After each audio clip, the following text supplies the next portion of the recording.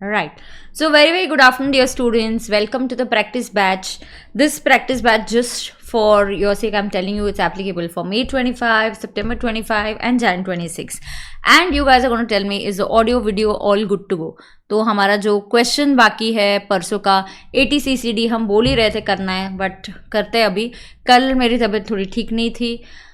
मैं आपका और एक बात, कल भी आपका क्लास लूँगी. संडे है but I will take it up, क्योंकि आज भी ना मुझे आपको 4:10 तक छोड़ना पड़ेगा. I again have some work today, तो इसलिए कवर अप करेंगे कल थोड़ा सा एक्स्ट्रा.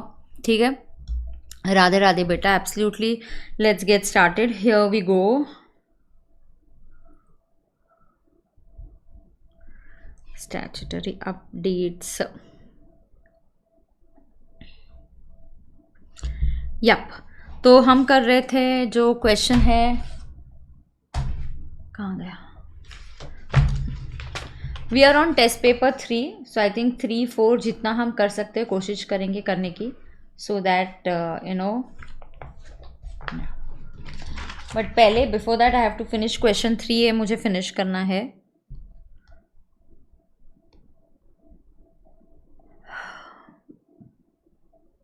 पेपर 3 का 3A क्वेश्चन चल रहा था, राइट? इवनिंग का पता नहीं मुझे, मैं इवनिंग नहीं ले पाऊंगी बेटा. संडे के दिन मैं इवनिंग तो नहीं लूँगी, अर्ली मॉर्निंग ही ले लूँगी.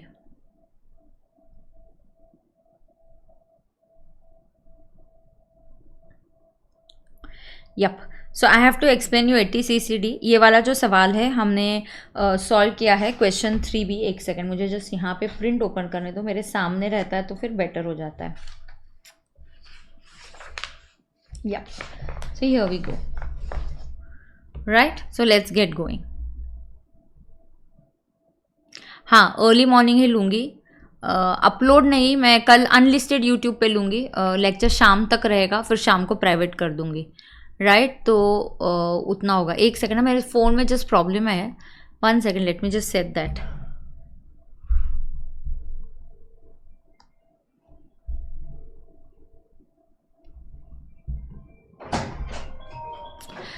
ऐक ना.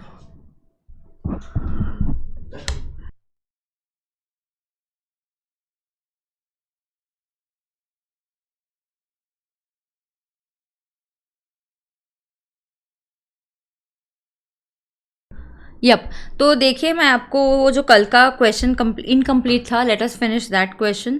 So here is the MTP3. I told you will do this. So I'll just give you a recap. Here the assessee is having salary income. So how much is the salary income? It's 3,80,000. Then you have DA 1,20,000. Then employers contribution, जितना भी contribution है पहले तो add हो जाएगा because it is a perquisite. So it will get added. इसलिए add होगा क्योंकि क्या है, it is a perquisite. ठीक है ना, तो ये add हो जाएगा क्योंकि एक perquisite है.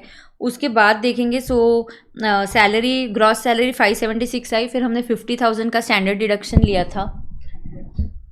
हाँ, no minute, just shut it off right now. Thank you. Yup, उसके बाद देखना, उसके बाद इस क्वेश्चन में क्या था.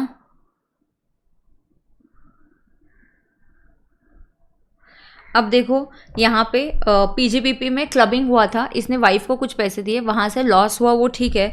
अब वो जो लॉस है it can be set of, थोड़ा सा सैलरी के अगेंस्ट नहीं ऑफसेट हो सकता, तो हमने IOS के अगेंस्ट ऑफसेट किया था. और फिर यहाँ पे देखना, ये सेट ऑफ करके GTA अपना 526 आ गया था. अब फिर मैंने सुकन्या समृद्धि योजना में आपने पैसे डाले, तो आपने पैसे कहाँ डाले, सुकन्या समृद्धि योजना, तो हमने ATC ले लिया. मैं आपको एक चीज़ बता दूँ, सुकन्या समृद्धि योजना में मैक्सिमम आप 1.5 लाख डाल सकते हो. सुकन्या समृद्धि योजना का जो भी इंटरेस्ट होता है it is exempt from tax. So जब भी हम इस सुकन्या समृद्धि योजना से पैसे विड्रॉ करते हैं ना बेटा, it is totally tax free. उसके बाद देखना 80CCC आपको मिल रहा है प्रीमियम का अमाउंट फॉर पेंशन प्लान, और 1,50,000 विच एवर इज लोअर, तो आपको मिल रहा है 40. तो अब उसके बाद हमने स्टार्ट किया ATE जो 15,000 है. ATE जो 15,000 है, या तो मैं इसको नीचे भी लिख सकती हूँ, बट अभी हमने ले लिया, बट ठीक है कोई बात नहीं है. तो यहाँ पे एक्चुअली वो दिखाने के लिए आसान हो जाता था, बट ठीक है. जैसे ATCCD हमने ले लिया, तो फॉर सम रीज़न आपका ATE रहेगा यहाँ पे, तो कोई बात नहीं, मैं उसको थोड़ा सा बाद में लिख दूँगी. तो यहाँ देखेंगे हम लोग क्या हो रहा है. ये जो मैं ATCCD लेते हैं, अब ATCCD में आते हैं 3 प्रकार के, एक होता है 1 ओन कंट्री, एक होता है 1B एडिशनल, एंड एक होता है 2 दैट इज एम्प्लॉयर कंट्री, बराबर है। अब यहाँ पे देखना बेटा, रिकॉर्डिंग ऑन है, हाँ रिकॉर्डिंग ऑन है, मुझे ना याद दिलाते जाना, मैं कभी कभी स्टूडियो से लेती हूँ ना, तो क्या होता है स्ट्रीमिंग, मतलब अगर मैंने रिकॉर्डिंग ऑन किया ही नहीं ना तो लेक्चर मिलेगा ही नहीं, सिर्फ स्ट्रीमिंग होगा, फिर मुझे फिर से लेना पड़ेगा, तो इसलिए कर दिया मैंने रिकॉर्डिंग ऑन। बट तुम लोग भी एक आध बार मुझे रिमाइंड पूछते जाना कि मैम रिकॉर्डिंग कर लिया ना ऑन क्योंकि नहीं तो वहाँ हेमंत करता था ना। ठीक है, अब ATCCD 1 क्या होगा देखना, एम्प्लॉय कंट्री 76,000 वो कर रहा है। अब ना जो भी है ICI का यहाँ पे 2 तरीके सॉल्व करने का, but I like the way I am solving it, ठीक है।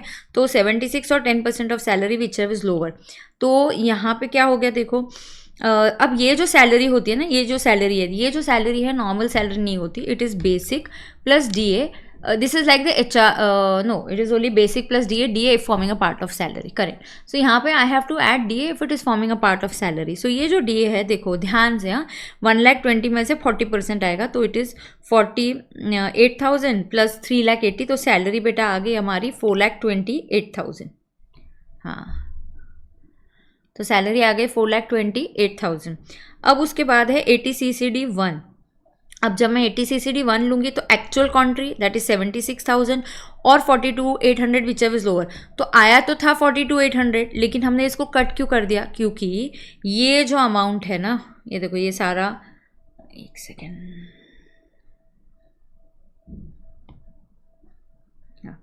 तो अब देख लो, हाँ ये जो अमाउंट है ना हमारा 1.5 लाख के ऊपर नहीं जा सकता। अब 1.5 लाख की लिमिट में क्या क्या काउंट होता है, 1.5 लाख की लिमिट में काउंट होते हैं ATCC, क्या बोलते हैं 80, हाँ काउंट होता है ATC, मैंने लिख के दिया है ना कहीं, आपको नहीं दिखा, ठीक है मैं बताती हूँ, ATC, ATCCC और CCD 1 ऐड होता है, सिर्फ CCD में से 1 मतलब एम्प्लॉय का ओन कंट्री।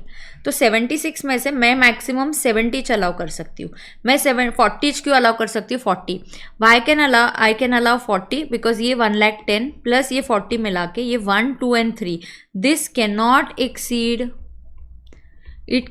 एक्सीड 1,50,000।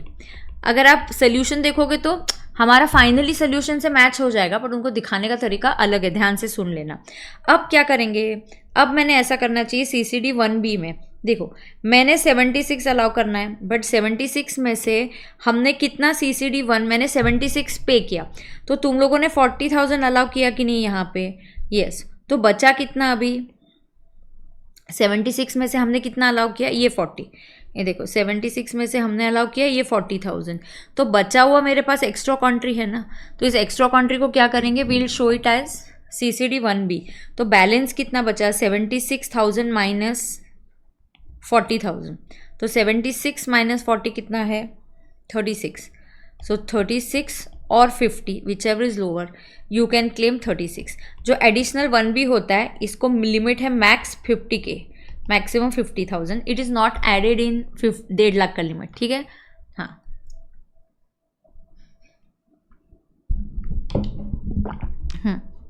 अब उसके बाद देखो, अब आएगा ATCCD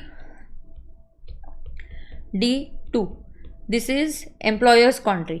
अब ये अगर आपको याद है तो ये गवर्नमेंट एम्प्लॉई है, हाँ तो यहाँ जो है ये अमेंडमेंट वाला पार्ट है, वेरी इंपॉर्टेंट पार्ट। तो ये कौन सा वाला पार्ट है, ये अमेंडमेंट वाला पार्ट है। अब ये जो अमेंडमेंट वाला पार्ट है ये क्या बोलता है बेटा, सुन के लेना, ये बोलता है एक्चुअल कंट्री माने एम्प्लॉयर का जो भी कंट्री है, जो हमने देखा कि 76 है, एम्प्लॉयर कंट्री और 14% of salary whichever is lower. तो इसकी जो लिमिट है ये 14% ऑफ सैलरी होगी। सैलरी तो हमने निकाल दी है 4,28,000, बराबर है, यस। तो एम्प्लॉयर का कंट्री 76,000 और 14% ऑफ, ये भी 1.5 लाख की लिमिट में नहीं आता है, 1.5 लाख की लिमिट में ATC जाएगा, ATCCC जाएगा, ATCCD 1 जाएगा। सो 14% ऑफ सैलरी, ये वही सैलरी है, देखो सैलरी यहाँ पे 428 है, तो यहाँ पे भी 14% ऑफ 4,28,000 आएगी, दोनों में से विच एवर इज लोअर। सो 14% बेटा क्या है, तो आप लोग डाउट पूछ सकते हो, डाउट देख लेना आपको समझ में आ रहा है कि नहीं। सो ये आएगा 49 विच एवर इज लोअर, सो ये आता है 59,000 हाँ, इससे रिलेटेड अमेंडमेंट है ना। ओहो यस, तो तुमने ये नहीं देखा क्या मेरा? अभी मैं बता देती हूँ, रुको एक बार। नहीं, पीजीबीपी के साथ नहीं, मैंने डिडक्शंस के साथ कराया था। ओके, सो जो भी बच्चे मेरी सफलता से प्रैक्टिस बैच लेते हैं, देखो सफलता कुछ कुछ टॉपिक के कॉन्सेप्ट क्वेश्चंस जो है, थ्योरी कॉन्सेप्ट जो है यूट्यूब चैनल पे है मेरे, तो आपको वहाँ से देख के फिर ये करना है, क्योंकि बेटा ये प्रैक्टिस बैच है जहाँ पे हमको सम्स की प्रैक्टिस चाहिए। हाँ, फिर से थोड़ा बताती हूँ, सुनो। अभी अभी आ गया क्या? तो अब ये हो गया। अब 80E रह गया इधर, मैंने सिर्फ, आपने लिख लिया 80E, मुझे सिर्फ लिखना है। सो 80E जो है that is interest on education loan, and that is जितना इंटरेस्ट होता है उतना आला होता है, and that comes to 15,000, and that comes to 15,000। So now just take a total. क्या हमारा टोटल चैप्टर 6 से डिडक्शन देखो कितना आ रहा है, मुझे वो जानना है, हमारा आंसर ICI से मैच हो रहा है क्या? मैं फिर से बताती हूँ, फिर से बताती हूँ, घबराओ मत तुम। हाँ, पहले मुझे बोलो आउटर कॉलम में चैप्टर 6 से डिडक्शन कितना जाएगा। अब ये आउटर कॉलम में बोलो चैप्टर 6 से कितना जाएगा, और फिर आपको NTI कितना आएगा।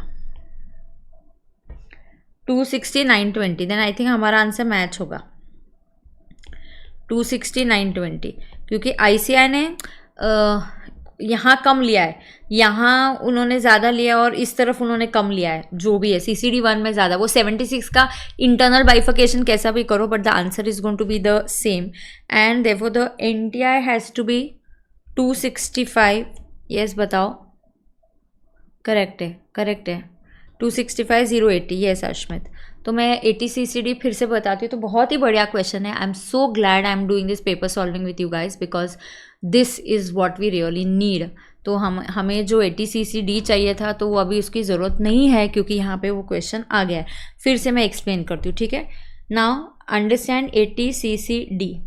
80 CCD has this component CCD 1, this is employee का कंट्री। फिर है 80 CCD 1B, ये भी है एम्प्लॉय का एडिशनल कंट्री, इसको बोलते हैं एडिशनल कंट्री।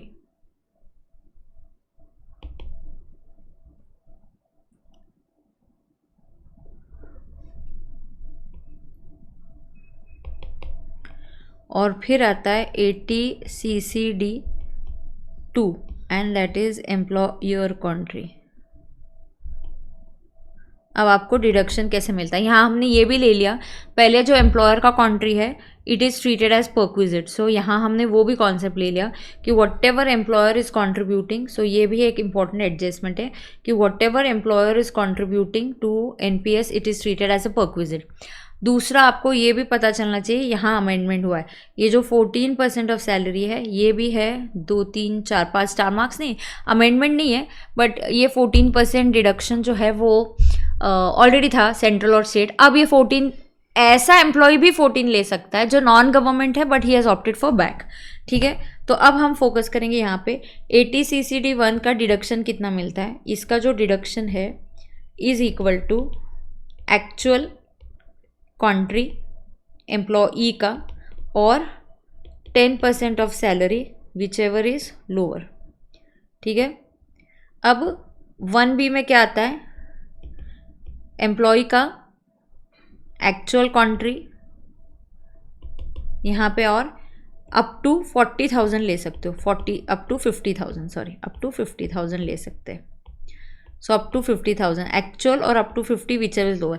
अब ये जो एक्चुअल लोगे वो कौन सा वाला लोगे, यहाँ ऑलरेडी जो कंसिडर हो चुका होगा, यहाँ पे सिर्फ बैलेंस ही आएगा, ये बचा हुआ कंट्री आएगा। अगर ऑलरेडी यहाँ पे आ चुका है तो उसका बैलेंस आएगा यहाँ पे। जैसे 76 टोटल था इस केस में, तो 76 में से मैंने क्या किया, मैंने एक्चुअल कंट्री 76 है, बट मैंने 40 यहाँ ले लिया था CCD 1 में, तो बचा कितना 36। सो 36 गोज फॉर नाउ एडिशनल। सो यहाँ पे ये 36 कैसे आया, 76 में से 40 हमने ले लिया था। तो yes, now you pay attention. Employer का जो कंट्री है, एम्प्लॉयर का कंट्री है एक्चुअल कंट्री, और पॉज करना, मैं अच्छे से बताती हूँ अभी, 10% of salary whichever is lower. हाँ, अब यहाँ पे ये किसके लिए था, non government, this was for non government, बराबर है। बट इसमें अभी अमेंडमेंट आ गया है, हाउएवर, तुम्हारा फेवरेट सेंटेंस, हाउएवर अगर employee is non government but opted for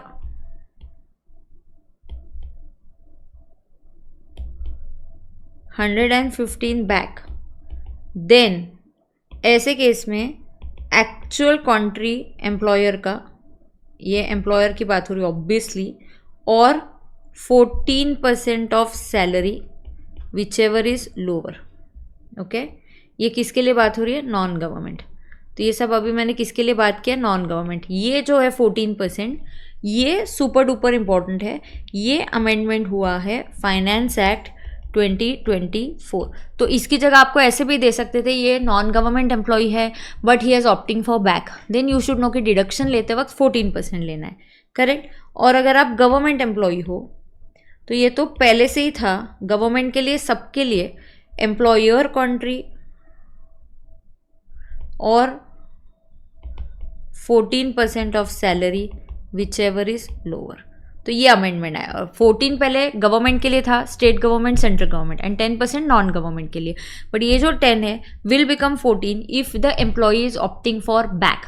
आजकल उनका भी ट्रेंड बदल गया है, बैक लो बैक लो बैक लो ऐसे बोल रहे हैं वो लोग, ठीक है।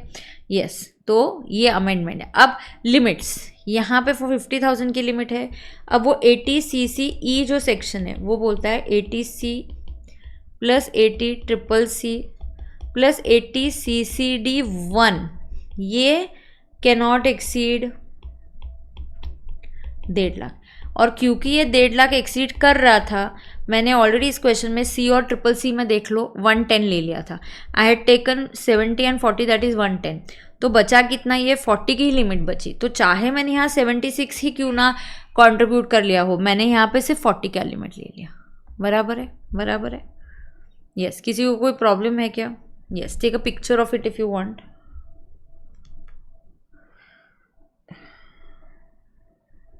Take a picture of it if you want.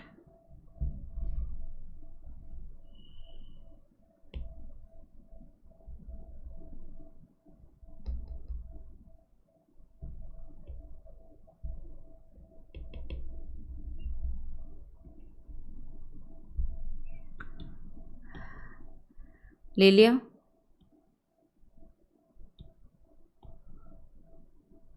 चलो, सो बहुत ही अच्छा क्वेश्चन हो गया। अब अलग करते हैं, तो ये ख़त्म करते, ये वाला हमको ख़त्म करना है। एक मैंने कुछ होमवर्क के लिए दिया था क्या, employer's country to NPS and allowable expenditure in PGBP is maximum 14।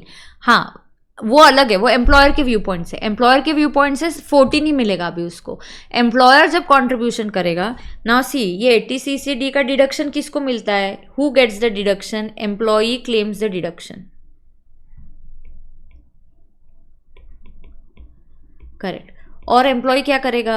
Employer का जो भी कंट्रीब्यूशन है he will add it plus they will be perquisite, ये ट्रीटमेंट आएगा। परक्विजिट क्या होगा? Employers contribution. सो जो एम्प्लॉयर का कंट्रीब्यूशन है वो परक्विजिट होगा, और जो एम्प्लॉय है ये डिडक्शन क्लेम करेगा। He will claim deduction for own country, additional country and employers country. ये खत्म।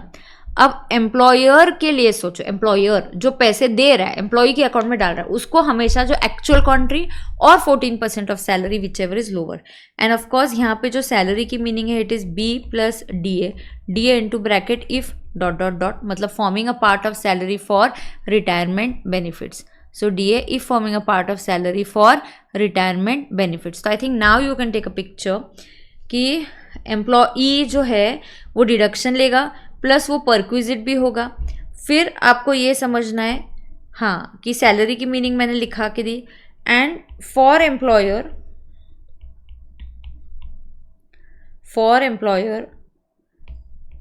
This is allowable business expenditure. This मतलब employer's country.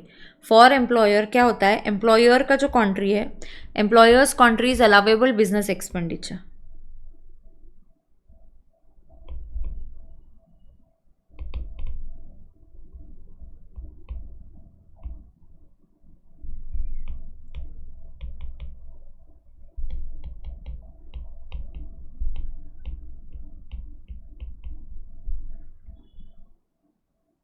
Under section 36 and कितना under section 36 max 14% of salary. अब ये 14% भी अमेंडमेंट है। सो ये जो 14% है ये हमेशा है, this is for employer. And ये जो मैंने लिखा है ये किसके लिए है, ये जो मैंने लिखा है ये एम्प्लॉई के लिए है। सही है कि नहीं है? तो ये एम्प्लॉई के लिए लिखा है और ये एम्प्लॉयर के लिए लिखा है। फिर से इसलिए एक्सप्लेन किया बेटा क्योंकि ये अमेंडमेंट है, और फिर जब भी अमेंडमेंट आता है उस पर आपको सवाल आने के चांसेस होते हैं। ठीक है क्या? अब हमें करना है 3A हो गया है, 3B करते हैं, नहीं 3B हो गया। अब 4A 4B, 4A 4B करेंगे तो मॉडल पेपर 3 हो जाएगा, फिर मॉडल पेपर 4 पे चले जाएंगे। ठीक है,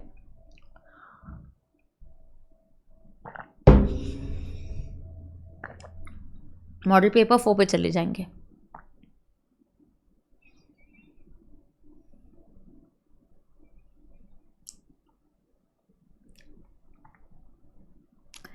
आगे जाओ, चलो आगे जाएंगे। Question number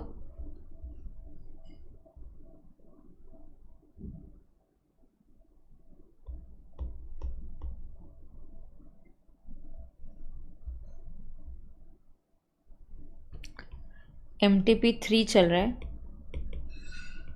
question number 4A,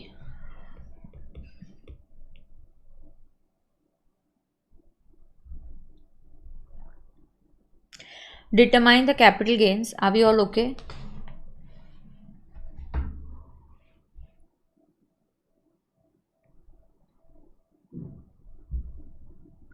Are we all okay? चलो, ये आपका 112A और आई थिंक ये सब आया है तो वो भी कर लेते हैं, तो आपकी उसकी भी प्रैक्टिस हो जाएगी। सो 4A है और 4B है। एंड लकीली यहाँ पे थ्योरी क्वेश्चन नहीं, कुछ प्रॉब्लम्स है तो मज़ा भी आता है फिर करने का, बराबर है। और यार मैंने आपको ना क्वेश्चन 4 भी होमवर्क के लिए दिया था, एम्प्लॉय की सैलरी। अभी सैलरी आई थिंक हमने काफ़ी अच्छे से कर लिया है। ठीक है, चलो ना 4A determine, I read from here MTP questions income tax 4A। Determine the capital gains और capital gains on loss of, ये किस पे बेस्ड पढ़ती हूँ पहले। डिटरमाइन द कैपिटल गेन्स और loss on transfer of listed equity shares STT paid both, ये तो हिंट आ जाता है। तो इक्विटी शेयर्स लिस्टेड बेटा, STT is paid both at the time of purchase और एक्विजिशन और transfer of shares. And units of equity oriented mutual funds है, और क्या है units of equity oriented mutual fund STT paid at the time of transfer of units for AY 25-26 and tax if any is payable there on the following cases assuming that these are the only. So tax भी निकालना है and tax if any, तो आपको tax भी निकालना है कि बस यही ट्रांजैक्शन है और कोई ट्रांजैक्शन नहीं है। तो आपको कैपिटल गेन भी निकालना है और आपको टैक्स भी निकालना है। अब अंडर सेक्शन 112A का बघू,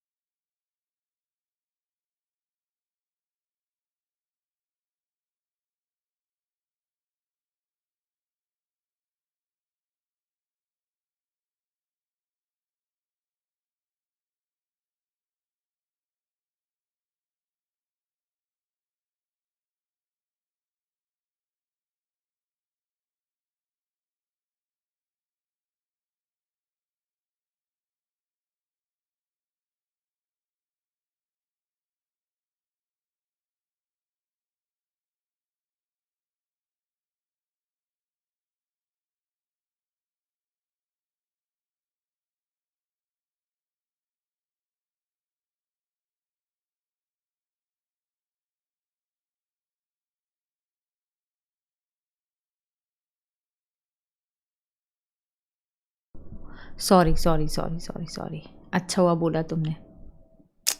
ठीक है ठीक है, कुछ बोला नहीं, मैं क्वेश्चन ही पढ़ रही थी actually.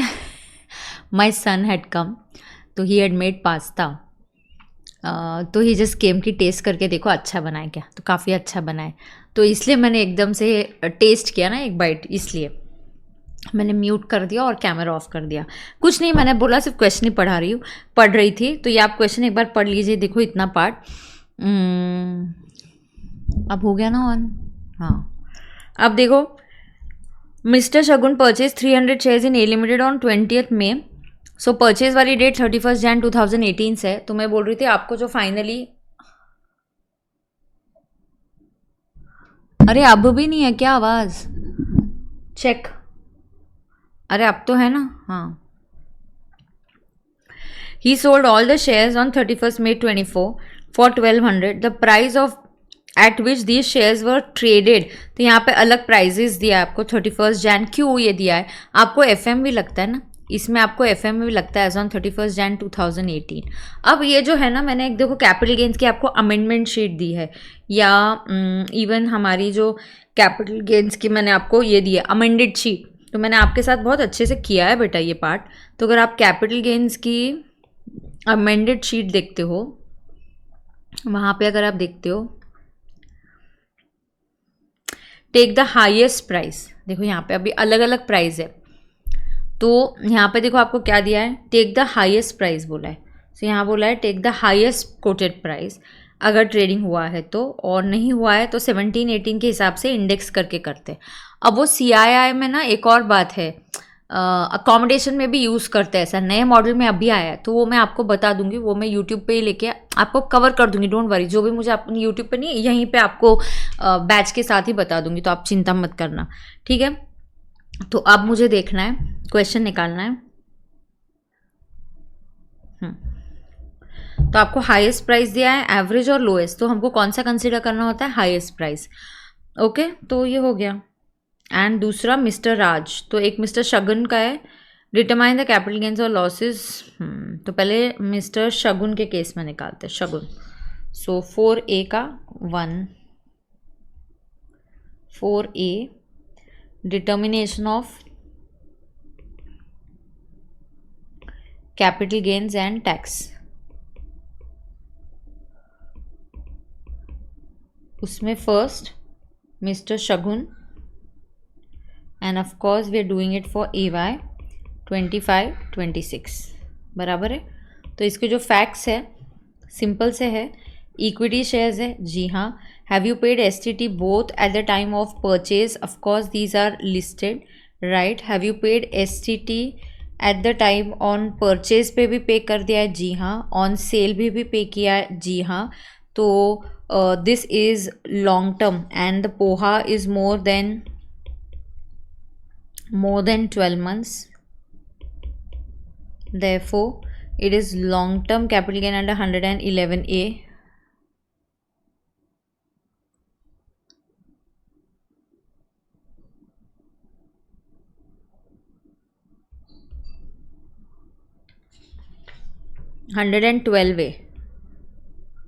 yes, so this is long term capital gain under section 112A। तो अगर ये 112A में है तो ध्यान देंगे सब बच्चे। प्लस यहाँ पे परचेज जो है परचेज ऑफ शेयर्स, कॉस्ट के लिए ग्रैंडफादरिंग होता है। ग्रैंडफादरिंग कब आता है? कॉस्ट के एंगल से देखें, परचेज के हिसाब से। सो purchase of shares is before 31st Jan 2018, therefore grandfathering effect. और इसकी डेट ना सेलिंग की जो भी हो, इंडेक्सेशन कभी भी नहीं मिलता। यहाँ पे आपको याद रखना है, इंडेक्सेशन इज क्रॉस, मतलब एक मिनट, क्रॉस समझेगा नहीं, नो इंडेक्सेशन बोलते हैं ऑलवेज, मतलब ऑलवेज आपको यहाँ इंडेक्सेशन नहीं मिलेगा, ठीक है। No indexation even before 23rd July. So 23rd जुलाई के पहले भी आपको क्या नहीं मिलेगा? इंडेक्सेशन नहीं मिलेगा। तो अब करते हैं पर्टिकुलर्स, एक कॉलम बनाते हैं। अब देखो कौन से शेयर्स है बेटा, शेयर्स कौन से देखते हैं। डिटरमाइन कितने शेयर्स है, चलो फटाफट करो। STT paid tax payable if any, cost of 400। He sold all the shares, he had purchase 300 shares, so 300 shares long term. ये A लिमिटेड वाले शेयर्स हैं। सेल कंसिडरेशन, तो he has sold these shares at 1200 so 1200 into 300, so 3,60,000 less indexation नहीं आएगा, cost of acquisition. Now grandfathering effect में these shares are purchased before, are you guys with me, 31 Jan 2018। Therefore बेटा इसकी cost कैसे निकालेंगे, देखो। सो इसकी कॉस्ट जो होगी एक्चुअल कॉस्ट, और एक्चुअल कॉस्ट या क्या बोलेंगे अपन, एक्चुअल कॉस्ट और नहीं, एक्चुअल कॉस्ट नहीं, पहले एफएमवी और सेल प्राइस ऐसे लिखते हैं, ठीक है। रुको, एफएमवी एज ऑन 31 Jan 2018 और sale price which ever is lower. So FMV कौन सी लेंगे, हाईएस्ट लेते हैं। सो बेटा हाईएस्ट एफएमवी पे टू कितनी है, 700, और आप बेच रहे हो 1200, तो दोनों में से विच एवर इज़ लोअर। अरे आर यू विथ मी और नो, क्यों 49 बच्चे ऑनलाइन देखते, क्या बाकी के बच्चे मुझे मैसेज करके डालेंगे क्या कि ऐसा क्यों करते हो। 700 या एक्चुअल कॉस्ट, उसने एक्चुअल कॉस्ट खरीदे 400 में, so this is the actual cost, दोनों में से whichever is higher, so we'll take it as 700। So 700 into 300 shares, so 2,10,000।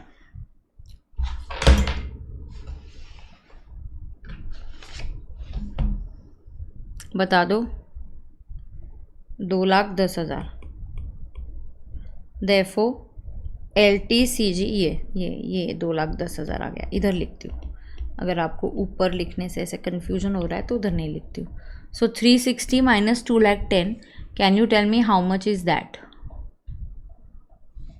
कुछ तो जवाब दो, तुम क्या गायब हो जाते हो क्या, मुझे समझता ही नहीं है।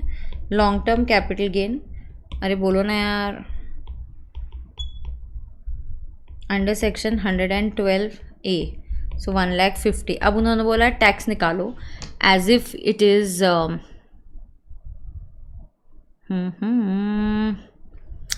असेसी का एज वगैरह कुछ नहीं दिया ना। Now I will calculate tax. So assuming that my NTI is only this, it's only long term capital gain under 112A, 1.5 lakh है। तो अब इस पर टैक्स कितना आएगा, मान के चलो अगर यही ट्रांजैक्शन है तो, सो इस पर टैक्स कितना आता, the amount in excess of 1,25,000 would be subject to. हाँ, अब इस पर टैक्स का रेट कितना आएगा,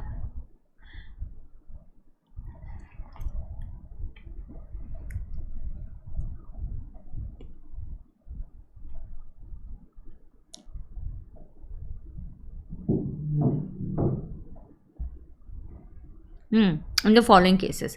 इसका सिर्फ टैक्स निकालना है इंडिविजुअली, NTI नहीं लेना। एक मिनट, वैसा नहीं लेंगे। अगर ये गेन होता तो कितना टैक्स आता, सिंपल ऐसे पूछ रहे। So let's not get confuse, फिर वो BL वगैरह ऐसा कुछ नहीं है। नाउ फर्स्ट, यस, अगर ये टैक्स है तो इस पर आप टैक्स कितना लोगे। अगर लॉन्ग टर्म गेन 100 बाकी का भी इनकम होगा इनका, but long term capital gain 112 है, 1.5 लाख है, तो tax is equal to, now what is the date, ये जो टैक्स है it will be at 10% old rate, ना, at 10% on gain exceeding 1,25,000। Because transfer कब किया है, because transfer date is before 23 July 24। अरे ये बिफोर है ना, ऐसा क्यों कर रहे हो तुम। बिफोर के लिए बिफोर वाली रेट अप्लाई होंगी, 23rd 10% before 23rd of July, and it will B 12.5% on और आफ्टर 23rd ऑफ जुलाई। सो जो टैक्स आएगा विल बी 10% ऑन 25,000। सेल कुछ तो मई में किया बेटा, यहाँ पे actual date of transfer is on 31st May 24, yeah. So 150 minus 125 and add उन्होंने किया है 4% HEC। स्टूपिड सा क्वेश्चन फ्रेम किया है, अच्छे से करना चाहिए था, या अदर इनकम देना चाहिए था, कुछ तो देना चाहिए था। So tax on this and add HEC करके आपको टैक्स बताना है। सो बता दो टैक्स कितना आएगा, 2,500 और ऐड 4% HEC, 4% ऑफ 2500, 100 है ना। एक बार ICAI के आंसर से चेक कर लेना।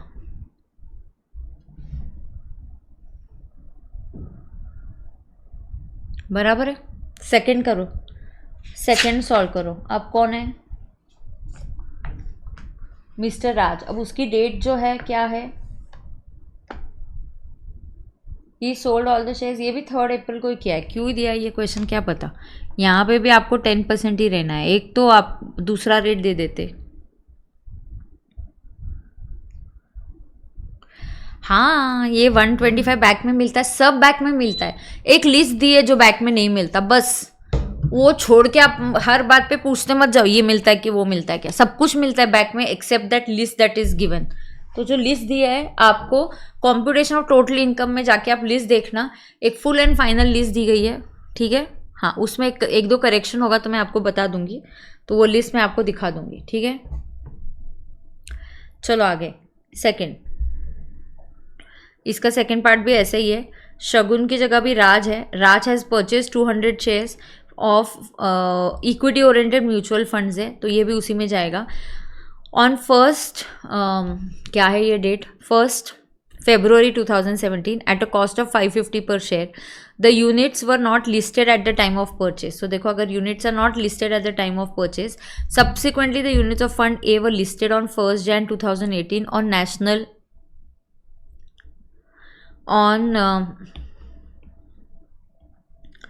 1 Jan 2018 on the National Stock Exchange. Mr. Raj sold all the units for 900 each. The details relating to quoted price on National Stock Exchange and net asset value of the units are given below. So you have this highest trading price on 31st and you have the net asset value.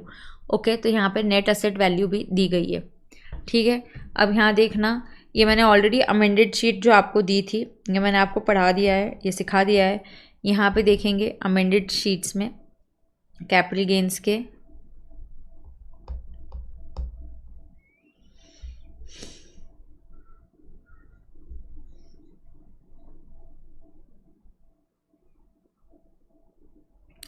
If on 31st Jan 2018 shares are not listed, but यहाँ पे तो उन्होंने listed है ऐसा बता दिया है। बराबर है क्या? बराबर है क्या? हाँ, तो ये अगर ट्रेडिंग नहीं हुआ तो लेटेस्ट डेट की लेना, 31 Jan को अगर अलग अलग डेट है तो हाईएस्ट प्राइस वगैरह लेना, ऐसा उन्होंने बता दिया। सही है क्या? हाँ, यहाँ पे तो फंड्स लिस्टेड है, फंड्स उस दिन लिस्ट हो चुके हैं, तो इसलिए ये CII वगैरह लेने की ज़रूरत नहीं है, तो हमें यहाँ पे भी हाईएस्ट प्राइस ही लेना पड़ेगा। तो ये जो मैं फिर से आपको ओपन करके दिखा रही, तो ये हाँ हम देखते हैं यहाँ पे भी आपको क्या करना पड़ेगा, हाईएस्ट प्राइस ही लेना पड़ेगा। तो ये देखो, stock the details, they were not listed at the time of purchase but they got listed, so on 1 Jan 2018 they are listed, so 31 Jan 2018 को मुझे FMV चाहिए, तो है लिस्टेड।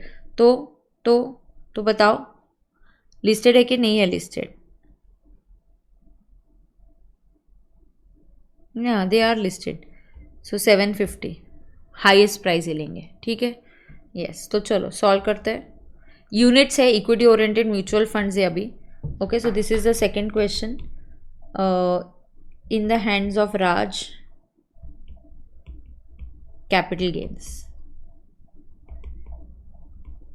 listed है, yes listed है। अब देखो, चलो equity oriented mutual funds,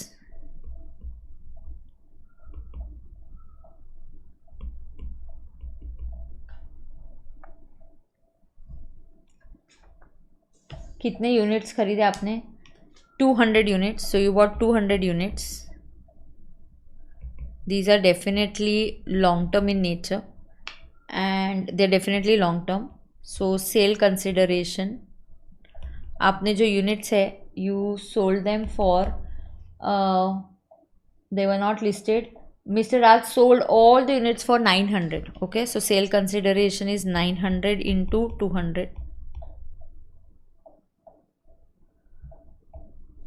no, अगर लिस्टेड नहीं होते ना, तो जो आपको बताती हूँ बेटा, अगर लिस्टेड नहीं होते तो बताती हूँ क्या करना है। पहले लिस्टेड है ना, कंप्लीट करते फिर बताती हूँ। ध्यान दो, अगर ये लिस्टेड नहीं है बट ये तो लिस्टेड है ही, तो यहाँ पे आपको फोकस करो और ध्यान दो। हाँ,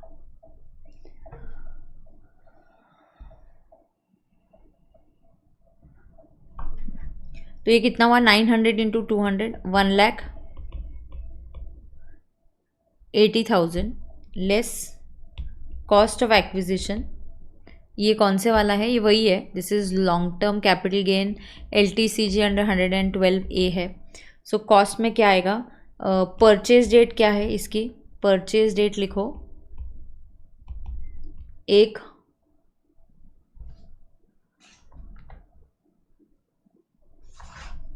subsequently 1 February 2017, so that is again before 31st।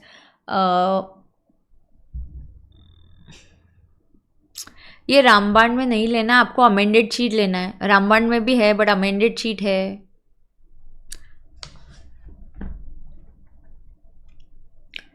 So because it is before 31st Jan 2018, हम करेंगे grandfathering effect.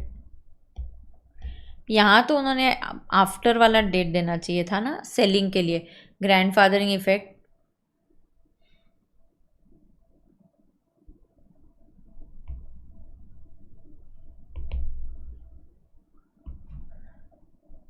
So cost of acquisition is equal to FMV as on 31st Jan. Do we have an FMV? Yes, because they are listed. Or sale price, whichever is lower. Why are you all fighting? Why are you all fighting? FMV is 750 or 900, whichever is lower. So 750 or actual cost 550, whichever is higher. So it is 750 into 200 units. तो मुझे बता दो कितना आएगा 750 into 200। ज़रा जल्दी करो, चलो 1.5 लाख। तो 30,000 इज LTCG अंडर 112A। अब इसका डेट ऑफ ट्रांसफ़र देखते हैं। टैक्स, इसके टैक्स के लिए इसका जो डेट ऑफ ट्रांसफ़र है, stop fighting, what is wrong with you all. Date of transfer देखो क्या है, इसका डेट ऑफ ट्रांसफ़र, इसने कब शेयर्स बेचे,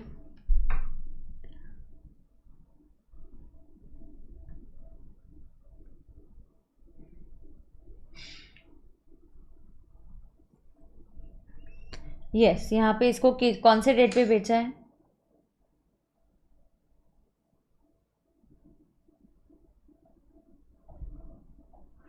3rd April 24, that is after that is before 23rd July 24. Therefore tax rate will be at 10% on gain exceeding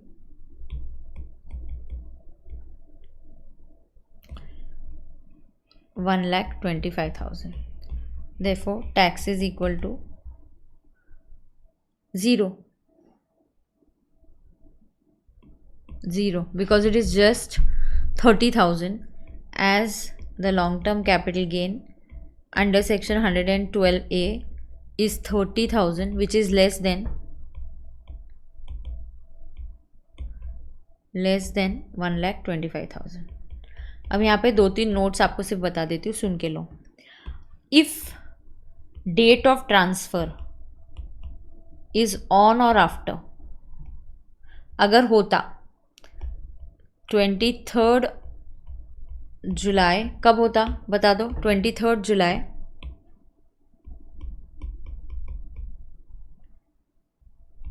then tax would be at 12.5% on gain exceeding 1,25,000। ये एक हो गया। दूसरा, यहाँ पे equity oriented mutual funds are listed here, equity oriented mutual funds are listed.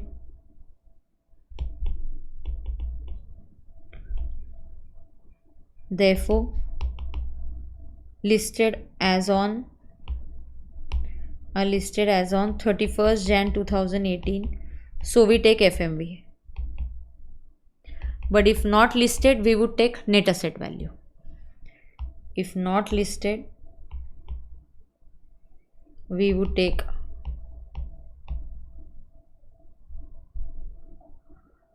net asset value. बराबर है, उस दिन का नेट एसेट वैल्यू लिया. सही है क्या? सही है क्या, बता दो. डन है. चलो सेकेंड ऑल्टरनेटिव बहुत ही इजी है, साइंटिफिक रिसर्च है और एक क्वेश्चन आपको होमवर्क के लिए दिया है. तो ऐसा करके क्या हो जाएगा, 3 ही बजे अभी तक, ये तो ख़त्म ही हो जाएगा.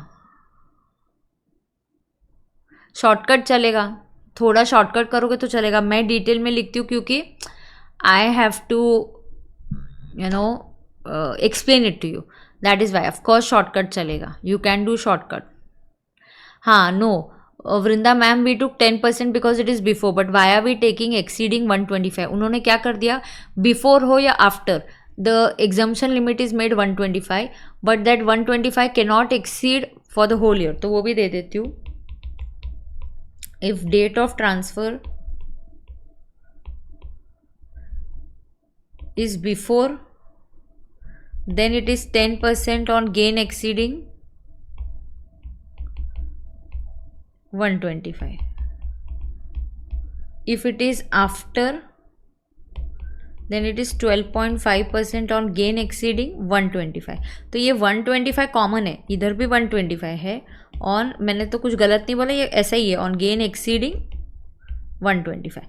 सिर्फ इतना याद रखना है, इतना याद रखना है कि I think test model paper 3 is better हो ना, अच्छा मॉडल पेपर है ये जो है. But remember exemption can not exceed 125 in the whole year, but exemption can not exceed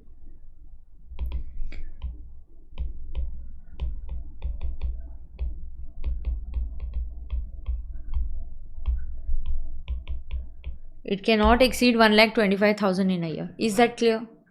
बता दो जल्दी, बता दो. ओहो बता दो जल्दी, बता दो.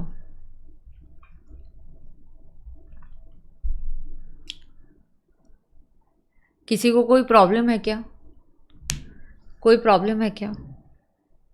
पक्का नहीं है? डन. सो ऑल्टरनेटिव 2 करते हैं अभी अगला.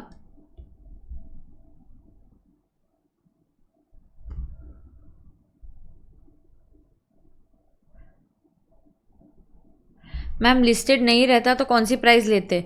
लिख के दिया ना दीपिका, तेरे लिए तो नोट बनाया. अवघड़ है.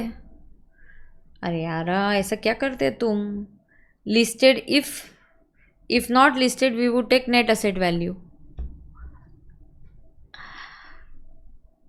ऐसा क्यों करते हो?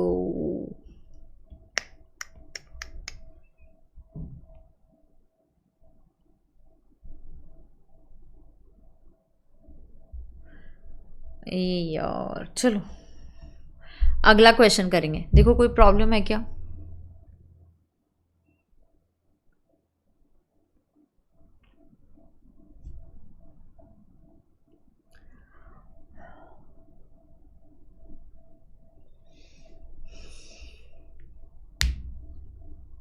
या आगे जाएंगे. चलो क्वेश्चंस पढ़ते हैं. This is on capital gains पे बेस्ड है ये सवाल. एक minute. This is based only on capital gains.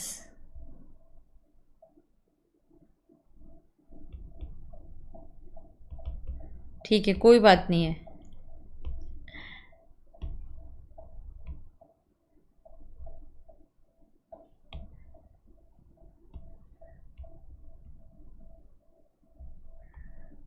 अब 4B, this is based on PGBP. ये मैं यहीं पे सॉल्व करती हूँ, ठीक है. तो मैं कहीं और नहीं सॉल्व करूँगी. अब ये बहुत सिंपल है, will not waste time. Aman has furnished the following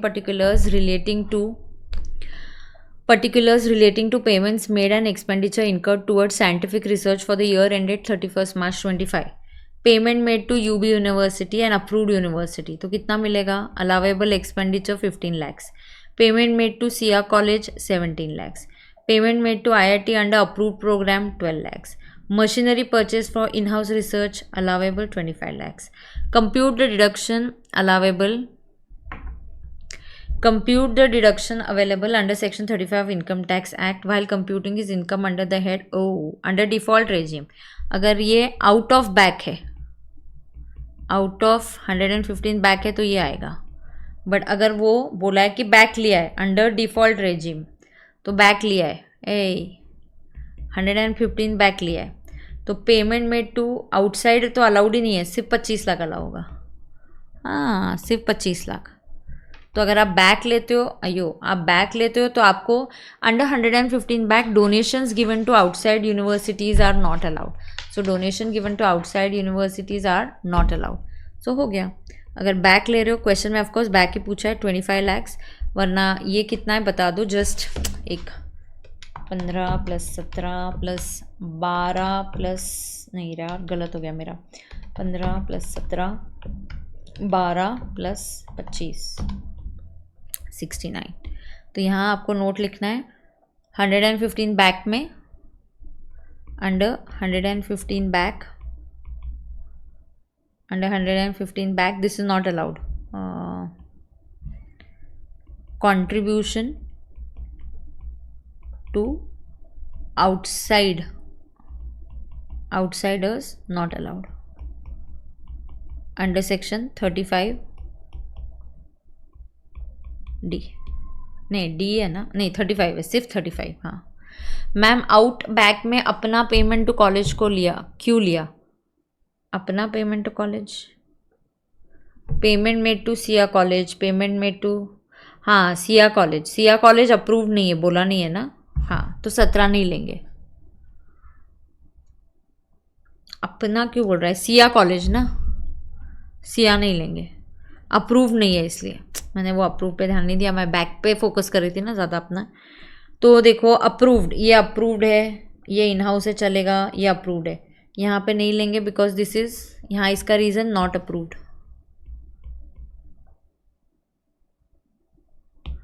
ये नॉट अप्रूव्ड है. तो बता दो 15 + 12, अरे यार अब सही है 52 52 lakhs. चलो 52 lakhs. Is that okay? ये क्यों नहीं लिया? Not approved. चलो अभी डन. अब आपको होमवर्क चेकिंग करती हूँ. ये वाला शैलेश वाला, ये होमवर्क के लिए दिया था, शैलेश वाला होमवर्क के लिए दिया था. सो बेसिक 70,000 बताओ इंटू 12, 11 बता दो, 8,40,000.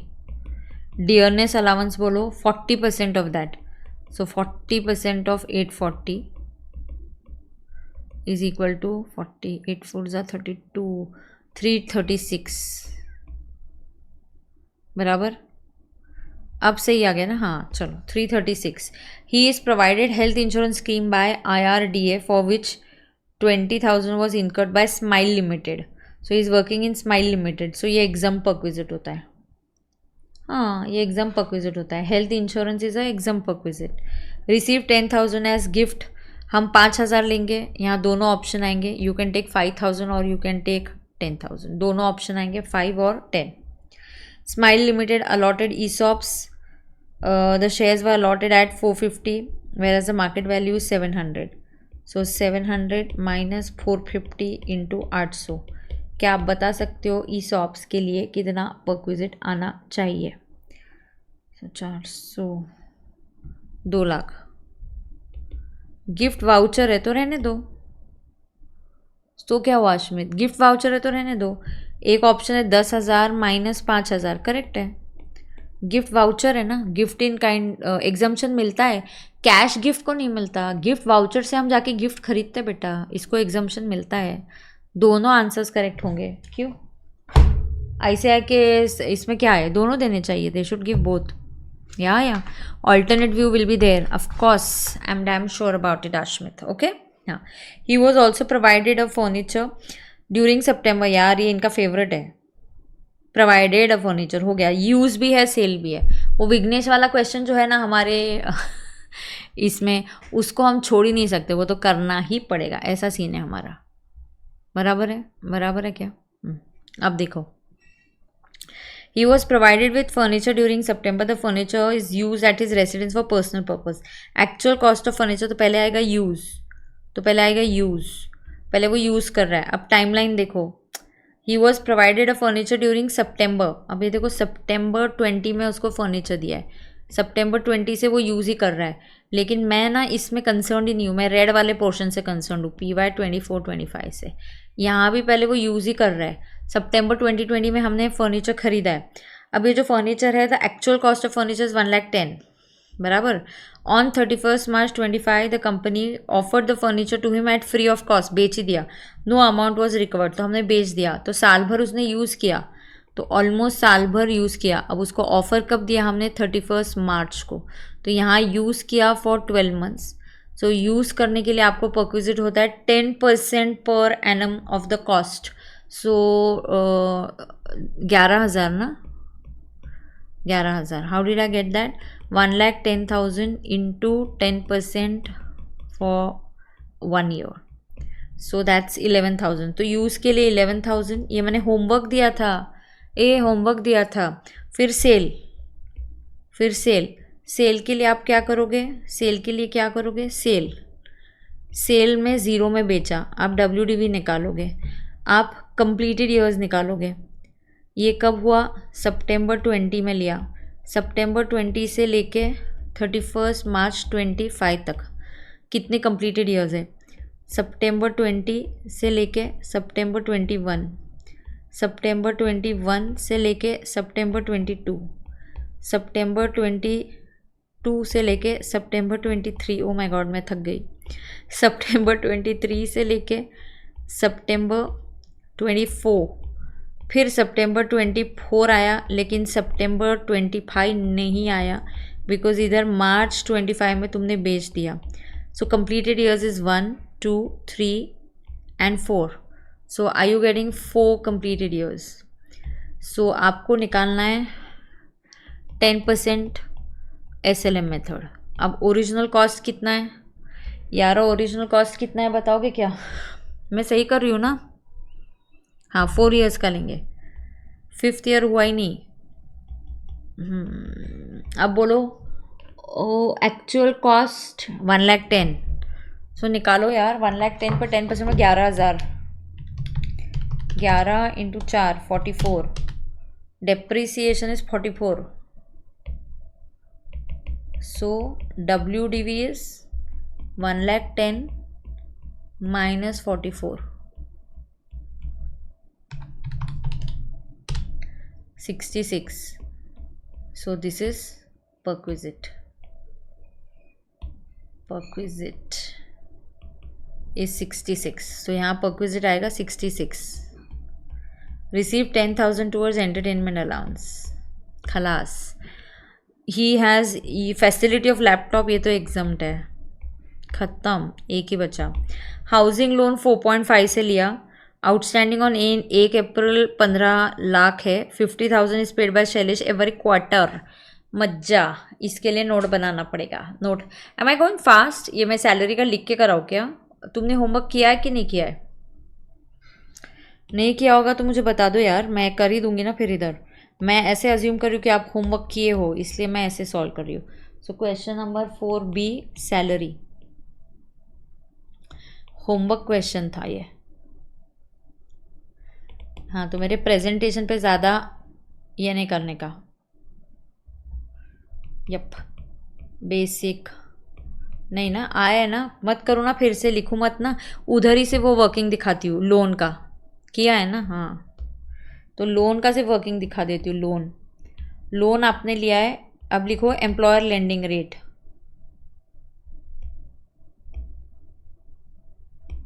यहाँ रहा एम्प्लॉयर का लेंडिंग रेट क्या है, SBI का लेंडिंग रेट क्या है, बेनिफिट क्या है बताओ, चलो जल्दी जल्दी बताओ। बेनिफिट। अब लेकिन जो आउटस्टैंडिंग बैलेंस होता है वो मंथली निकालना होता है, मंथली आउटस्टैंडिंग बैलेंस लेना होता है। अब इधर होम लोन ये जो है ये 4.5 है, SBI लेंडिंग रेट है वो 8 है, सो बेनिफिट जो है वो कितना है? अयो मेरी हैंडराइटिंग, तुमने किया है कि नहीं? 3.5। मेरी तो तबीयत भी कल ठीक नहीं थी, क्लास को भी छुट्टी थी, फिर करना चाहिए तुम लोगों ने। चलो MTP4 तो भी स्टार्ट हो जाएगा आज। 4 बजे तक है मुझे टाइम, 4-4:10 तक लेने का ट्राई करती हूँ। 4 MTP तुम्हारे साथ करती हूँ, 4 मॉडल पेपर, फिर 4 यूट्यूब पे ले लूँगी। 4 करते हैं फिर और कुछ कराऊंगी, डोंट वरी। फिर क्या करेंगे, थोड़ा मुझे GST स्टार्ट करने दो, फिर अगर यहाँ वापस आना है कुछ लेना है तो मैं लेती हूँ, लूँगी, तुम चिंता मत करो। और 2-3 दिन तुम्हारा लेती हूँ, एक्स्ट्रा करके ख़त्म करती हूँ, थोड़ा मतलब प्रैक्टिस करवाती हूँ तुमको। हाँ रुको, बेनिफिट 3.5। अब लोन 15 lakhs का है। अब ये जो बैलेंस है, अप्रैल का बैलेंस 15 लाख है, ये क्वार्टरली रीपेमेंट। प्रथम सीरीज़ किस दिन होगी? प्रथम भी चालू करती हूँ ना, अप्रैल मई का भी बैलेंस 15 लाख ही रहेगा यार। जून, ये क्वार्टरली कर रहे हैं ना repayment, every quarter from June 24 50,000, सो 14,50,000 यार। यहाँ मैं 2 महीने के लिए निकालूँ तो चलेगा क्या तुमको, या तुमको मंथली चाहिए? जाने तो मंथली निकालती हूँ, इंटू 3.5 फॉर 1 मंथ, ये भी 3.5 फॉर 1 मंथ।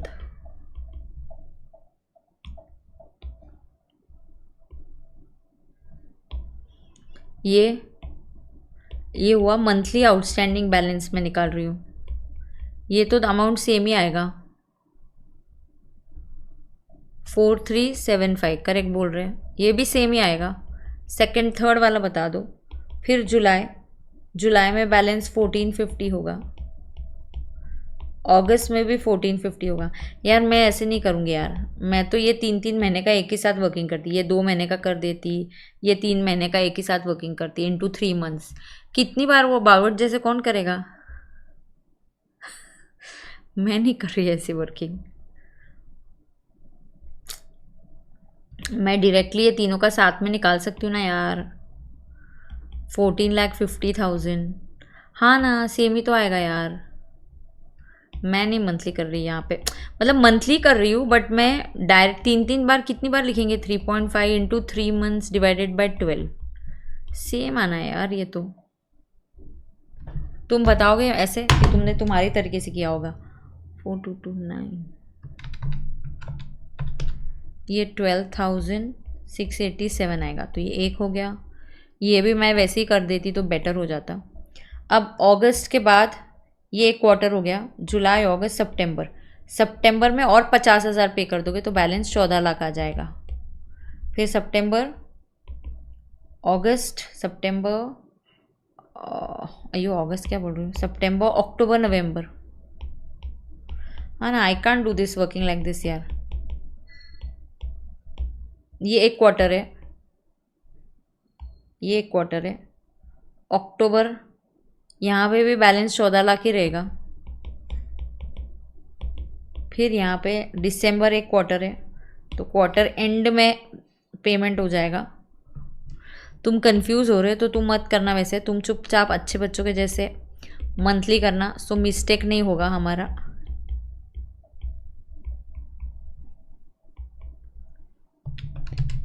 हाँ तुम भी देखना, तुम्हारे 3-3 महीने के सेम ही आए रहेंगे आंसर यार, फिर नहीं तो क्या, कौन करेगा ऐसे।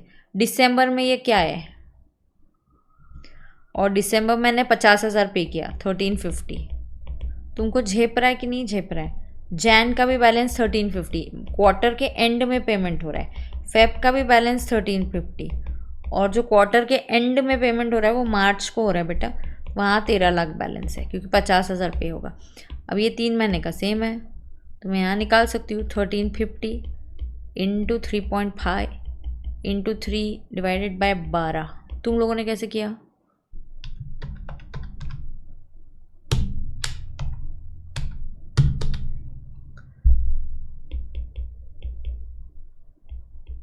यहाँ मेरा एक ज़ीरो एक ज़्यादा आ गया क्या? हाँ, और आखिरी मार्च में 13 lakh into 3.5 into 3 divided by 12.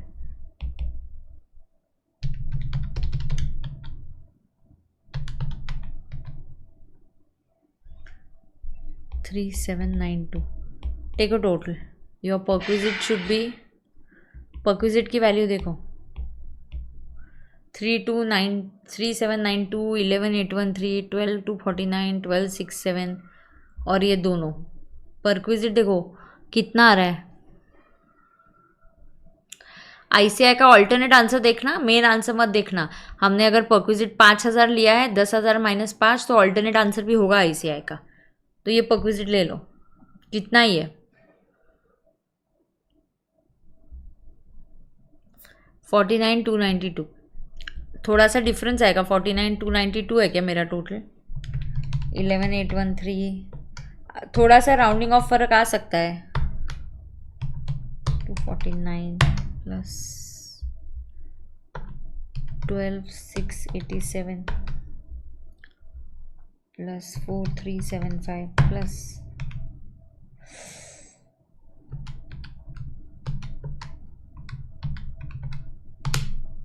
49,291 आया मेरे को. मुझे 49,291 आ रहा है.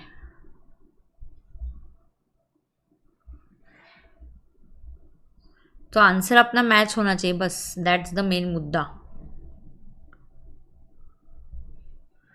ये लोन वाला परक्विजिट. Are we done? तो is this question, is this MTP3 done? MTP3 done. किसी को कोई प्रॉब्लम है क्या? तो मैं MTP4 करना चाहती हूँ स्टार्ट. तो एटलीस्ट MTP4 कंप्लीट करेंगे और फिर हम देखेंगे कितना टाइम मुझे पॉसिबल है. मैं प्लान करती हूँ मुझे कितना रिवीजन यूट्यूब पे क्या क्या ले सकती हूँ. अभी मंडे को मैं अमेंडमेंट लूँगी GST का. फिर मंडे को अपना प्रैक्टिस बैच लूँगी. ट्यूसडे को मैं फुल डे मेरा गुरुकुल से GST का मैराथन लूँगी. फिर वेनसडे में सोच रही हूँ थोड़ा GST के मॉडल पेपर कर दूँ एक दिन. सो ऐसे 2-3 दिन GST के करेंगे ना तो थोड़ा GST भी कवर अप हो जाएगा. फिर वापस इसको अपन रिकैप कर सकते हैं. ठीक है.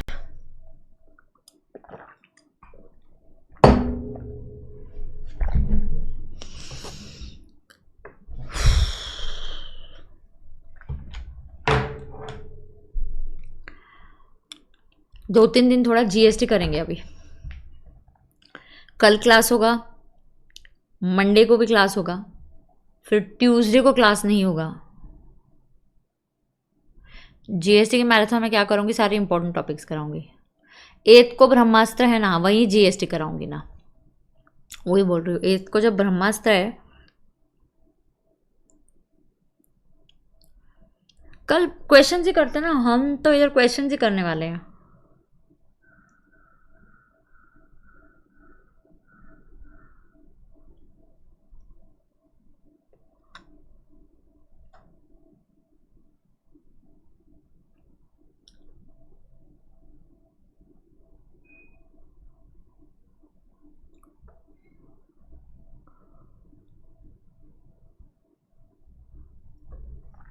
फर्म इफ पार्टनर को इंटरेस्ट देगी तो थ्रेशोल्ड लिमिट कौन सा है? 194T वाला है. अगर वो फर्म को पार्टनर ऑन पार्टनर्स कैपिटल देंगे तो T वाला आएगा. अगर पार्टनर के इंडिविजुअल कैपेसिटी में लोन लिया रहेगा और उसको इंटरेस्ट दे रहे तो 5,000 आएगा. अभी done.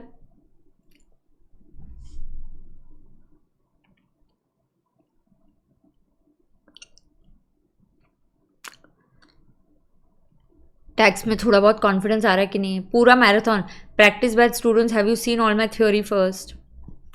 Finish theoretically also. Finish theoretically.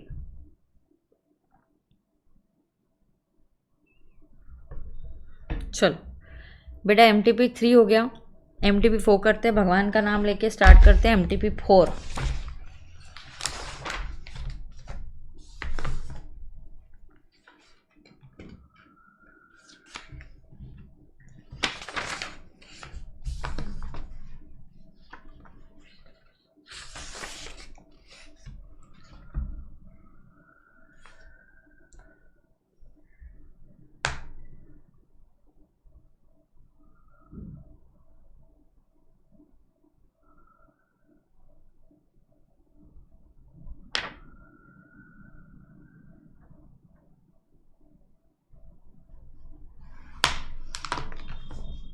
अभी रेडी?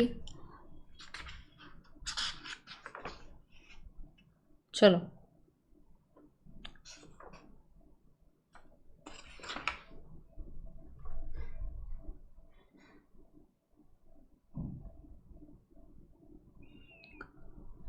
चलो लेट्स स्टार्ट।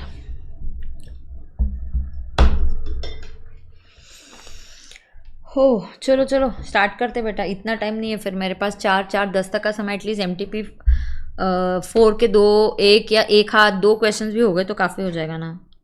चलो MTP 4, वाह क्या बात है, क्या बात है। ऑफ कोर्स इसके क्वेश्चंस जो है अभी मुझे लग रहा है 3 4 दिन ऐसे मुझे मैराथन ही लेना पड़ेगा, सुबह से शाम फिर ब्रेक और फिर ये ऐसा कंटिन्यू करना पड़ेगा अभी थोड़ा टाइम। प्लान करती हूँ 3 4 दिन में कर देती हूँ तो काम मेरा भी खत्म हो जाएगा, आपका भी फ्री हो जाओगे आप।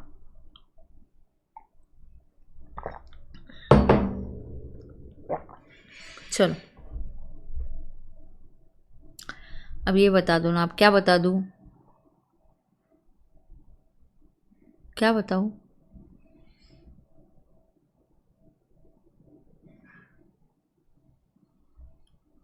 क्या है ये बता दो, मतलब क्या बताऊँ बट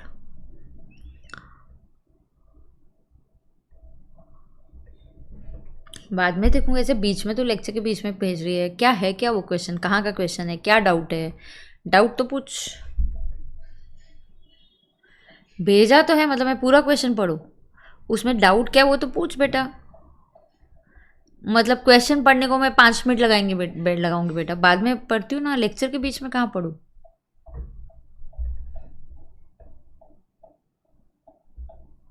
ये तो हमने किया है ना।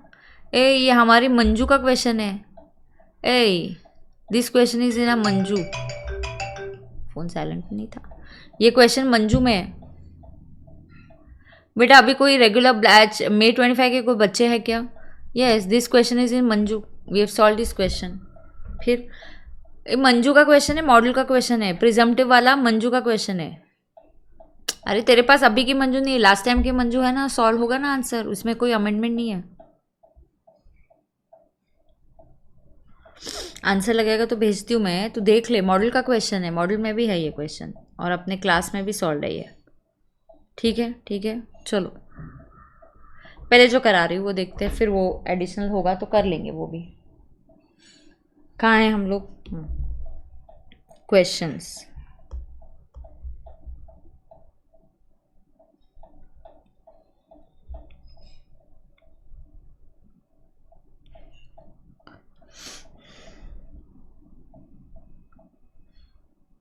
ये है क्या MTP?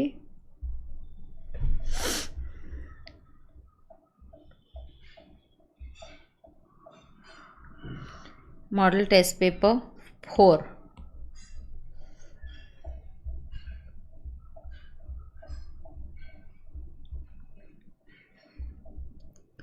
चलो क्वेश्चन 2 है, क्या बात है।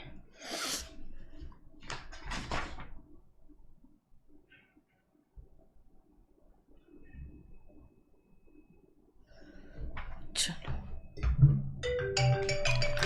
अरे यार मेरा आज फ़ोन साइलेंट पे कैसे नहीं है?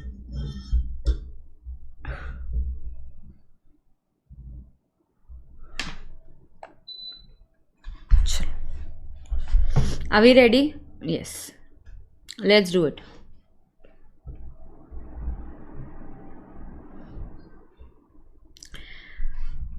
सागर CA इज प्रेजेंटली वर्किंग, ये किया हुआ है लास्ट टाइम के RTP MTP में किया हुआ है। घुमा फिरा के क्वेश्चन पूछते हैं और नहीं तो क्या।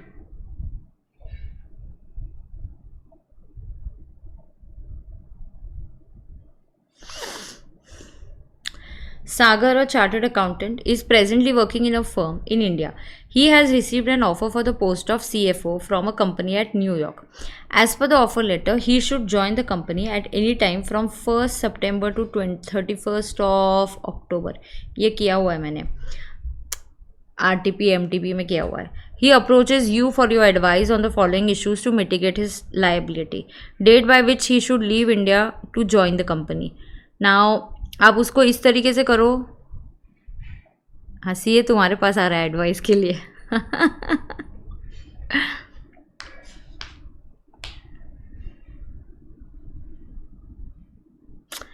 उसको क्या करने की कोशिश करना है, एनआर बनाने की कोशिश करना, और क्या, उसको एनआर बनाने की कोशिश करेंगे, ठीक है। हाँ ठीक है, चलो। Date by which he should leave India and join the company. Date नहीं, direct credit of part of his salary to his bank account in Delhi maintain jointly by with his mother to meet the requirement of his family. Direct credit उधर करोगे तो danger हो जाएगा। सो अगर direct credit हो जाता है तो वैसा नहीं होना चाहिए। He should receive his entire salary in New York and then he should remit it to mother, because direct credit अगर इंडिया में हो गया then the salary will accrue in India, या then it will be received in India, no sorry not accrue, it will receive in India, और receive in India होगा तो Indian income हो जाएगा। फिर उसका स्टेटस कुछ भी हो तो फिर वो क्या ही फायदा होगा। टैक्स लायबिलिटी मिटिगेट करना, मतलब सबसे कम टैक्स लायबिलिटी के लिए रेसिडेंशियल स्टेटस और नेचर ऑफ इनकम। देखो इंडियन इनकम कुछ भी स्टेटस हो आपको टैक्स देना पड़ेगा, तो आपने ऐसा करना चाहिए कि जो सैलरी है he should not take it, no he shouldn't take direct credit in India, he should take the direct credit of it in New York and बाद में he should remit it to mother and then remittance is not that important, first time where it is received is important. तो ये second part का answer क्या है, he should not take it in India but the direct credit should be done in New York and later on remitted to India. तो second part का answer बहुत simple है। अब date on which he should leave India to join the company. Now is he leaving India for job out going, तो ये exception 2 में आएगा। Now I will show it to you. Okay, very simple, यहाँ पे भी कोई इतना मुश्किल नहीं है। MTP4 आ गया। चलो MTP4 का पेज नंबर क्या है,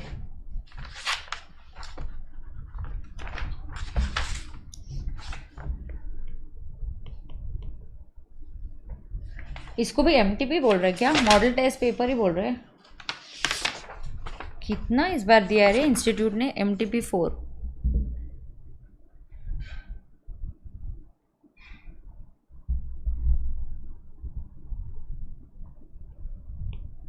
MTP4 नहीं निरूपा, मैं बता दूंगी, डोंट वरी अबाउट दैट। मैं अगर वो लगा तो हम कर भी लेंगे एक्स्ट्रा, उसमें कोई प्रॉब्लम नहीं है।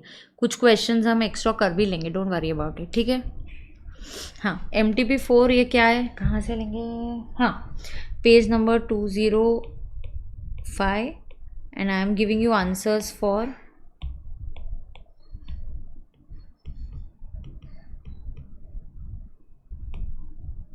क्वेश्चन 2A to 4B, सही है। चलो अब स्टार्ट करती हूँ मैं क्वेश्चन 2A। 2A में क्या है, पहले तो Sagar is a CA, he is living Indian citizen. तो पहले तो सागर एक इंडियन सिटीज़न है, तो एक्सेप्शन बेसिक कंडीशन अप्लाई करती है, Indian citizen and he is leaving India for employment. मैंने आपको टू डू लिस्ट में बोला था रेसिडेंशियल स्टेटस लर्न करके ले लो। लर्न ना ये इंडियन सिटीज़न वाला ही आता है बार बार, तो आपको, और रेसिडेंशियल स्टेटस का मेरा लेक्चर देख लो आप, ठीक है। आपने TDS के लेक्चर्स देखे क्या, बच्चों ने तो मांगे TDS TCS, सबने ही मांग लिए, देखा क्या आपने। लेकिन ये इंडियन सिटीजन है, leaving India for job,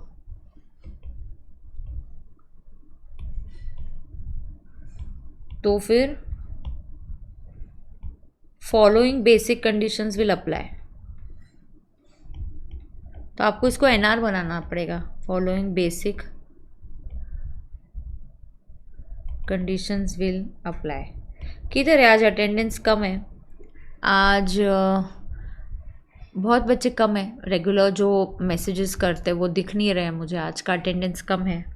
Sagar Indian citizen leaving India for job, following basic conditions will apply. 1 in India in the PY for 182 days or more. दूसरा in India for 182 days or more, in India in the PY for 180, 60 की जगह 182 हो जाएगा, and 365 और मोर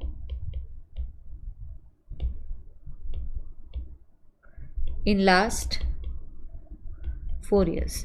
तो ये condition होती है। आपको पता है रेसिडेंशियल स्टेटस में normal condition is in India in the PY for 182 days or more, दूसरा in India in the PY for 60 days or more, and 365 days or more in the last 4 years, ऐसा होता है, ये normal है। फिर exception 1 है, ये किसके लिए होता है, ऐसे इंडियन सिटीजन्स जो कंट्री के बाहर जा रहे, they are leaving India for their job, out going, और they are coming India, but if they are coming to India the income should be up to 15 lakhs।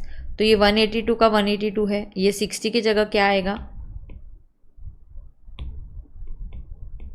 ये 60 की जगह क्या आएगा, this is 182 days or more and 365 days or मोर। और जो last वाला है, आप इंडियन सिटीजन हो और आप या यहाँ पे आप इंडियन सिटीजन PIO भी हो सकते हो, यहाँ इंडियन सिटीजन के लिए है exceptions, okay, who is incoming, तो यहाँ पे भी इनकमिंग है, इधर भी incoming, but your income is about 15 lakhs।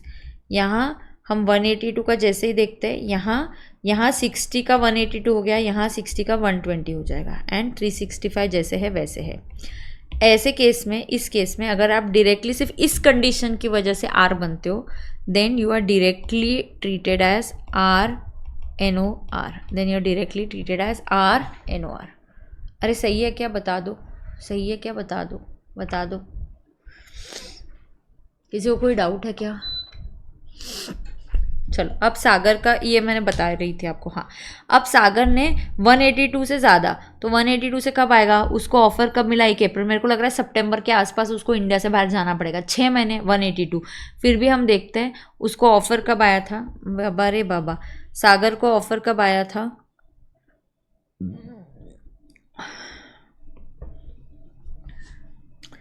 सागर को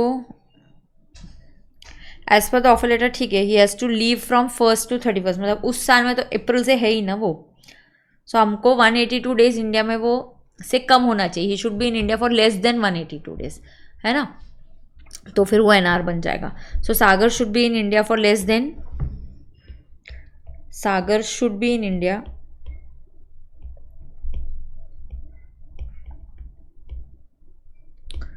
फॉर लेस देन 182 days,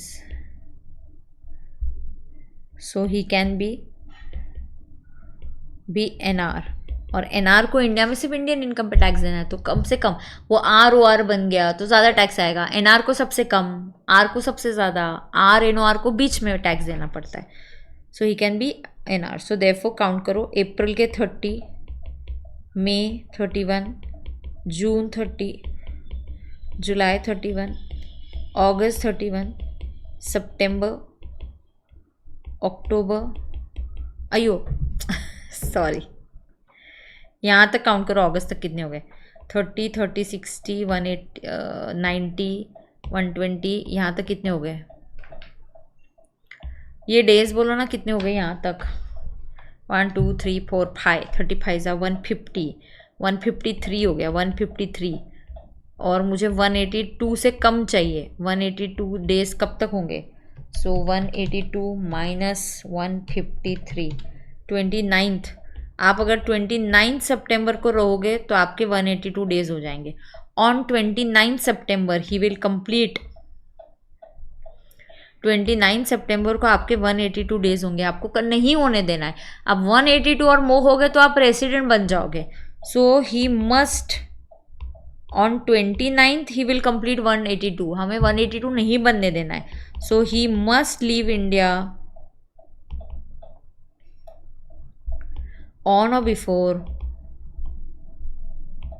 28 सितंबर। 28 को भी अगर वो निकलेगा तो 181 डेज हो जाएंगे, so he must leave India on और बिफोर 28 सितंबर, बराबर है। यहाँ पे लिखेंगे as on 29 September he will complete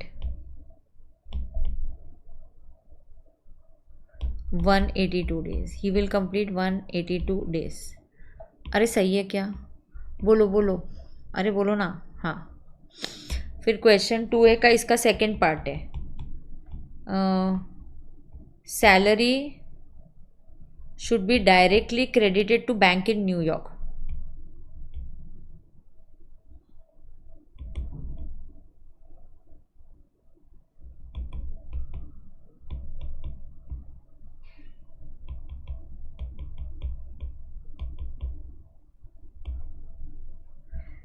correct, and then can be remitted to India।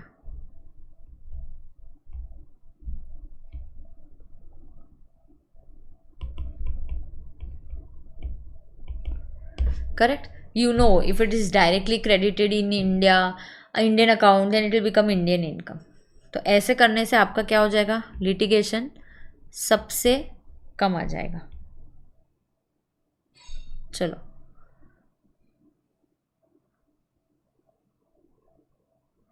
Ma'am but वो 5 लाख या 7 लाख ले सकता है, बट उसकी सैलरी 5 या 7 लाख है, तुझे कहाँ पता है गुरुसेवक?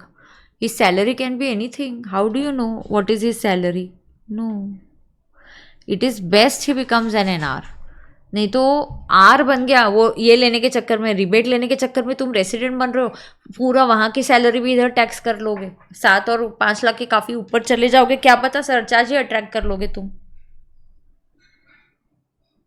हाँ, पार्ट ऑफ सैलरी लिखा है ना, but salary no part should be credited to India. तुम्हें इंडिया में जितना रेमिट करना है तुम पार्ट रेमिट करो, बट लेते वक्त तुम डायरेक्टली पूरा न्यूयॉर्क में लो. करेक्ट है क्या?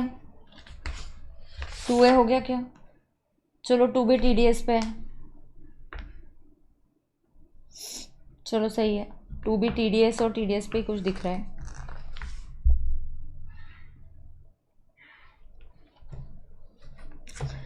और फिर एसओ प्रॉपर्टी है. ये कमल का भी कितनी बार करेंगे? Sewerage tax, the house is self occupied, construction is completed. Same है, सेम. मैं नहीं करने वाली हूँ. 3A आपको होमवर्क के लिए दूंगी, बट होमवर्क करके आना. सेम है, क्योंकि सेम है इसलिए नहीं करूँगी. ऐसा मैं करूँगी नहीं, ऐसा कुछ नहीं है. ये किस पे? TDS. फिर ये किस पे? ये पूरा सिर्फ HP पे है.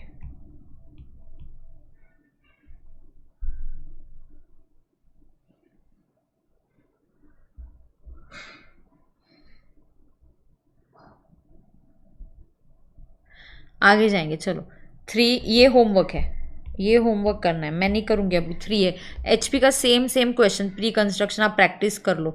तो मैं कल, आज कैसे सैलरी का चेक किया वैसे चेक कर दूंगी. बराबर. ये आ गया आपका 50C स्टैम्प ड्यूटी वाला एक. अच्छा हो गया. फिर आता है, ये आता है देखो, एक STT और ये क्वेश्चन है. फिर आधार आ गया.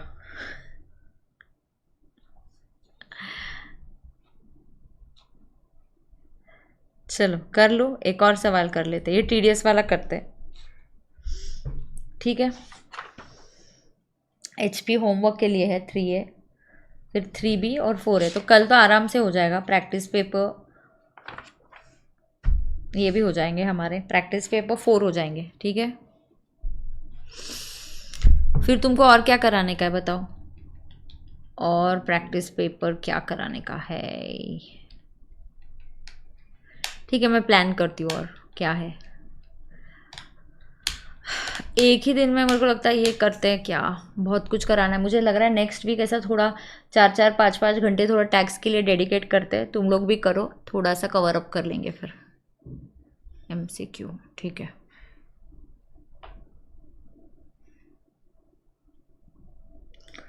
चलो अब ये करते हैं. Briefly discuss the provisions of tax deduction and collection at source. So you have to discuss about tax deduction and collection at source. मैंने TDS का, मैम पास्ट ईयर और सिंघानिया बुक का question, no need. Past year यही है, यही सब past year है. श्रेय, ये कहाँ से आया? ये पास्ट ईयर से आया. तो मॉडल पेपर में बंद कर दूंगी, चाहे तो कल MTP 4 करने के बाद मैं कुछ पास्ट पेपर के क्वेश्चन ले लूँगी. बट सेम है, पास्ट पेपर एंड दिस, ये घुमा फिरा के यही आया फिर, ठीक है?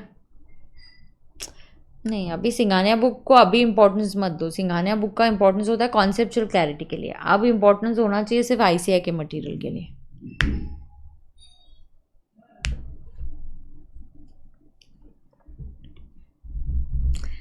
Okay, briefly discuss the TDS and collection at source.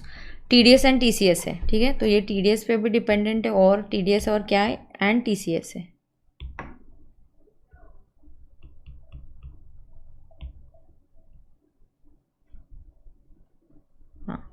अब देखते हैं. Mister Deepak wishes to purchase a residential house property costing 60 lakhs from Priya. The house is situated at Chennai and its stamp duty value is 65 lakhs. He also wants to purchase an agri land in rural area for 65 lakhs. Both the buyers as well as the sellers are resident in India. तो TDS agri land in rural area पे नहीं आता है, बस उतना ही है। तो ये है क्वेश्चन नंबर कौन सा हमारा 2B। TDS जो आपकी एक्चुअल सेल प्राइस है, सेल प्राइस की वैल्यू और SDV दोनों में से विच एवर इज़ हायर पे लगता है। तो आपकी जो, एक मिनट, हाँ मेरे पास यहाँ आधा ही पेपर है क्या, हाँ, तो यहाँ पे आपकी जो सेल प्राइस है, ही विशेस टू सेल, ये 50 लाख के ऊपर आपको 1% लगता है।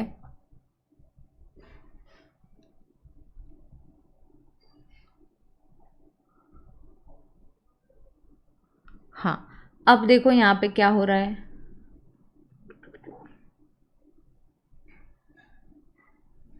60 लैक्स और SDV 65 लैक्स, दोनों में से विच एवर इज हायर, तो आपका जो TDS आएगा it will be 1% on 65 lakhs, that is equal to 65,000। So this is applicable जहाँ पे आपका 50 लाख के, if the purchase value is more than 50 lakhs, either और, हाँ, either SDV is more than 50 और actual sale is more than 50, वहाँ पे आपको ये TDS आ जाता है। करेक्ट है क्या? दूसरा, this is for house property है ना, this for RHP and no TDS on purchase of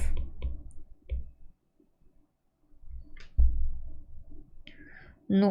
तुम क्यों आपस में बहस करते हो? तुमको कहाँ से बहस करने का टाइम मिलता है? मुझे समझता नहीं है। फिर एक ICI अकेला काफ़ी है हमको परेशान करने के लिए, तुम आपस में मत भिड़ते जाओ यार। No TDS on purchase of agri land in rural area.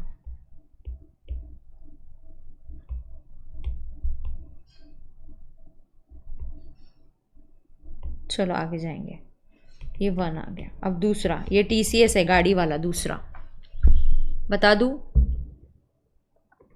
देख लो अभी। ABC and company partnership firm is having a car dealership showroom, they have purchase cars for 2 crore from XYZ limited. जब डीलर खरीदता है या showroom खरीद रहा है उस पर TCS नहीं लगता है, जब रिटेल परचेज होता है तब लगता है। From car manufacturers, the cost of each car being more than 12 lakhs they sell. ये सब RTP MTP का सवाल है, ये दोनों RTP MTP में आ गया है।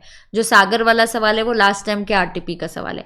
ICAI ने ये जो 8 मॉडल पेपर्स बनाए वो पास्ट पेपर्स में से ही बनाए हैं। समझ में आ रहा है क्या सबको? हाँ, अब देखो यहाँ पे, they sell the cars to individual buyers at a price yielding 10% margin on cost. अब देखना ये RTP या कहीं का ही सवाल है, सब मुझे ये किए हुए क्वेश्चन से पता है। Turnover of ABC and company and XYZ limited was less than 10 crore during the PY 23-24 was less than 10 crores। Less than 10 crores मतलब बोल रहे हैं कि 194 क्यू वाला नहीं लगना है। 194 क्यों नहीं लगेगा आपको पता है?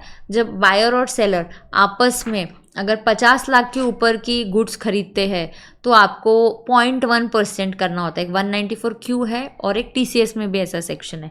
बट वो कब लगता है? वो कब लगता है जब बायर का टर्नओवर 10 CR से ज़्यादा हो लास्ट ईयर, या सेलर का टर्नओवर 10 CR से ज़्यादा हो। माने हम बोल रहे हैं वो वाला नहीं लगेगा, तो कौन सा लगेगा फिर? क्योंकि वो नहीं लग रहा है तो कार वाला लगा दो। तो कौन सा TCS लगा दो? कार वाला TCS लगा दो। अब कार वाले TCS पे आपको ये बताना है, there will be no TCS on purchase of when the cars are purchased by ABC company, which is a dealership. TCS on the car is applicable only in case the seller sells it to individual buyers. Okay, so let's write down. So there is no TCS when cars are sold to a dealer or a showroom, but TCS should be collected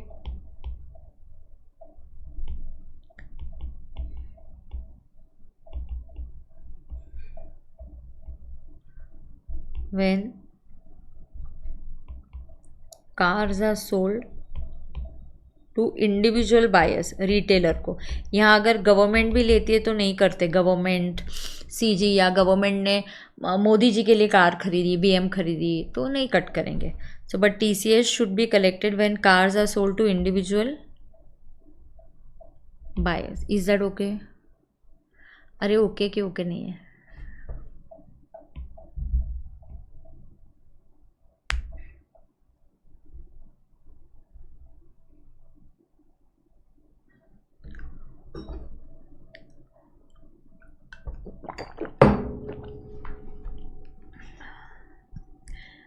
अब ये लोग कितने में बेच रहे हैं गाड़ी? Eight 1% ना. ये कितने में बेच रहे हैं? 12 लाख की गाड़ी है ना. हाँ, तो कितना बेचा है या क्या, ऐसे डिटेल्स नहीं दिए. So we will say the cost of each car being more than 12 lakhs, they sell cars to individual buyer at a price yielding 10% on margin cost.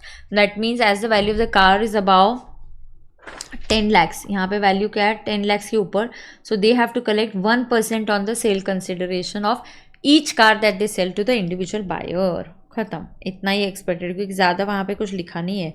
Therefore TCS should be collected by, क्या नाम है इस firm का, showroom का? collected by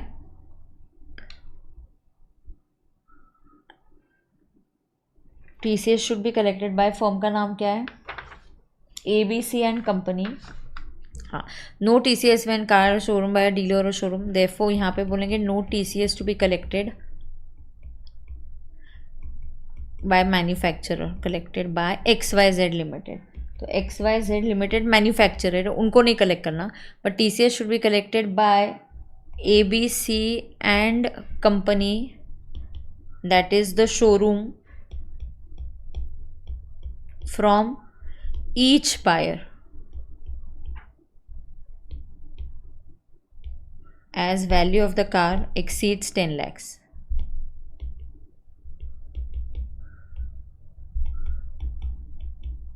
So TCS यहाँ पे rate है 1% on consideration of each car. सो अगर 12 लाख की गाड़ी पे 10% मार्जिन करके कुछ 13 लाख 20 पे बेच रहे हो तो 13 लाख 20 पे. पर यहाँ पे ऐसे बोला नहीं है तो हमको वो कुछ नहीं निकालना. 1% on consideration of each car. Done है. तो ये वाला भी सवाल हो गया. कितने टाइम का रिकॉर्डिंग हुआ समझ में नहीं आ रहा है. 1 hour 30, 1 hour 40 minutes. ठीक है, एक सेकेंड ना. हेलो. हाँ हाँ, अब जरा मैं 5th में 4th में हूँ. आप 5th पे या 4th एक 5 मिनट में आती है क्या? मैं नीचे से ऊपर दरवाज़ा खोलने जाऊँगी फिर. हाँ, 1-2 मिनट में. हाँ हाँ, या तो आप चौथे पे आ जाइए. मैं 4th पे वो लेक्चर जस्ट ख़त्म ही कर रही हूँ. हाँ हाँ हाँ हाँ हाँ. यस. अच्छा मैम, टर्नओवर ज़्यादा होता है ABC, तो ABC हाँ. सो TCS से ज़्यादा ना हमेशा we give preference to TDS. तो अगर बायर का लास्ट ईयर का टर्नओवर 10 CR से ज़्यादा होता तो हम देखते कि यार ये 194 ये आ जाता. जो बायर और सेलर है XYZ और ABC के बीच में भी फिर कार की वजह से TCS नहीं आएगा. बट TDS कोई भी देखो, गुड्स, वो 50 लाख जो है वो क्या है? गुड्स के लिए है ना. इफ़ यू रिमेंबर 194Q, तो हम TDS को प्रेफरेंस देते बिल्कुल. बट हम कौन सी बात कर रहे हैं मैं आपको बता देती हूँ. 1 मिनट. तो यहाँ पे मैं आपको दिखा भी देती हूँ तो आपको भी क्लैरिटी आ जाएगी. So there is no confusion in your minds. ठीक है, ये देखो मैं, हाँ ये देखो ओपन ही है वही. ये जो 194Q वाला है ये देखना. 1 मिनट देखो, 194Q कब आता है ये देखना. हाँ, 194Q कब आता है? 194Q कब आता है? 0.1. ये कौन कट करता है? बायर. ये बायर लेता है. लेकिन ये कब आता है? Buyer is there, a buyer whose turnover exceeds 10 crores in the last PY. सो अगर XYZ मैन्युफैक्चरर और इनके बीच में जो भी गुड्स 50 लाख के ऊपर का गुड्स का ट्रांजैक्शन हो रहा है तो इस गुड्स के ट्रांजैक्शन पे बायर जो है वो TDS कट करेगा. लेकिन कब करेगा? लेकिन बायर का टर्नओवर लास्ट ईयर 10 करोड़ से ज़्यादा है. तो वो तो यार बायर का टर्नओवर 10 करोड़ से ज़्यादा नहीं है. ओके, सो 194Q नहीं आएगा. अब वैसे ही होता है TDS, वैसे ही आता है TCS. अब ये देखो TCS में भी ये सेक्शन है गुड्स वाला. तो ये 50 लाख के ऊपर के कोई भी गुड्स सेलर ने लिए तो जब वो पैसे लेता है वो टीसीएस करेगा। बट ये सेलर कौन होना चाहिए? ये सेलर ऐसा होगा जिसका लास्ट ईयर टर्नओवर 10 से ज़्यादा है। तो फिर आपको 206C1H 0.1 वाला, वो 50 लाख के ऊपर वाला, क्योंकि कार भी गुड्स ही है ना। बट क्योंकि आपको ये भी नहीं लग रहा है, 194Q भी नहीं लग रहा है, तो आपको भाई बिटवीन मैन्युफैक्चरर एंड शोरूम कुछ नहीं लगेगा। कार वाला तो नहीं लगता, क्योंकि कार वाले में एक्सेप्शन बोला गया है, डीलर और सिर्फ रिटेल सेल के लिए टीसीएस लगता है। बराबर है क्या? तो किसी को कोई प्रॉब्लम है क्या? हाँ, और अगर दोनों कॉन्फ्लिक्ट होते हैं टीसीएस और टीडीएस, तो generally yes we give preference to TDS. बिल्कुल सही। बराबर है क्या? आपको कोई प्रॉब्लम है क्या? बता दो। नहीं नहीं, अभी मैं क्लास छोड़ूंगी because I have to go. I had told you the beginning only. तो कल मैं क्लास लूँगी, मैं शायद ऐसे सोच रही हूँ 9, 9:30 या 9 बजे के आसपास क्लास ले लूँगी, ऐसे मेरा प्लान चल रहा है। अगर जल्दी लेने का होगा तो मैं शाम तक आपको ग्रुप पे मैसेज डालूंगी। अनलिस्टेड होगा, मैं ग्रुप पे लिंक डाल दूंगी, 15-20 मिनट पहले आपको बता दूंगी। और रात तक मैं आपको शाम तक टाइमिंग बताती हूँ कि 8 बजे लूँगी या 8:30, ये अनलिस्टेड होगा। तो आप प्लीज़ उसको देख लेना, तो मैं रात को लेक्चर प्राइवेट कर दूंगी, ठीक है? Yes, so thank you so much dear students. आपको होमवर्क दिया है एक HP का, प्लीज़ आप वो करके रखना एंड दैट्स इट। चलेगा? So thank you so much, bye bye. Keep studying, keep studying, keep studying and be do a lot of things कि नहीं मेरा टारगेट है, मुझे 60+ लाना है, 70+ लाना है टैक्स में, वो बिल्कुल आपको बार बार रिपीट करते रहना है। Right? Okay, so thank you, see you, bye bye.